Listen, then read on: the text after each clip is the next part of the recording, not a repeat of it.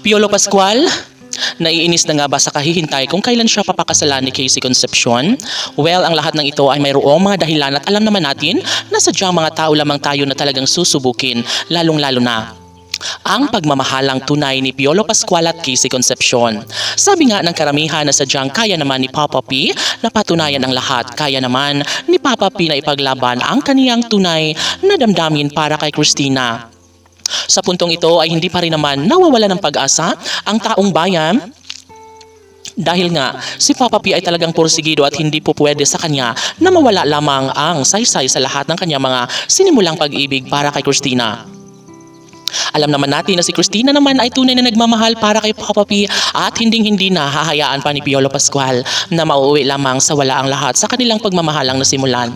Noon pa man ay naiinis na rin naman si Piolo Pascual dahil nga ilang taon na ang kanilang mga pagsubok na talaga nga namang hindi kaya na ni Papa P na mawala sa kanya ng tuluyan si Piolo Pascual, si Casey Concepcion. Of course, mahal na mahal ni Papa P si Christina at hindi kaya pang tiisin ni Piolo Pascual ang lahat sapagkat hindi ito ang unang pagkakataon na nagtitiis si Piolo Pascual.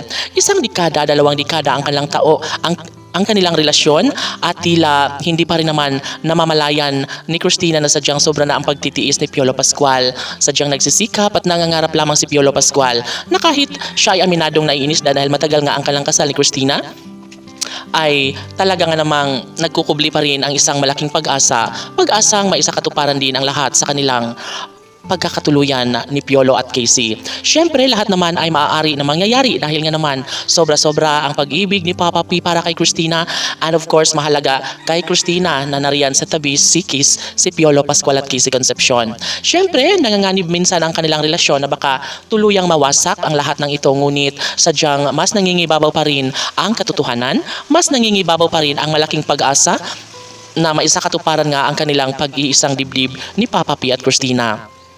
Lahat ay kakayanin ni Papa P. Mga pagsubok lamang umano yun at normal lamang sa kanilang relasyon ni Christina at sadyang nais ni Piolo Pascual na patunayan ang lahat na maisakatuparan ang lahat ng mga pangarap nila noon pa man. Natural ang kanilang kasal ay matagal nang hiniling ni Papa P maging si Christina at ito lamang ang kanilang nais na sana nga darating ang tamang pagkakataon na magbunga muli ang kanilang pagmamahalan na kay tagal nang pinaka-inaabangan ng taong bayan.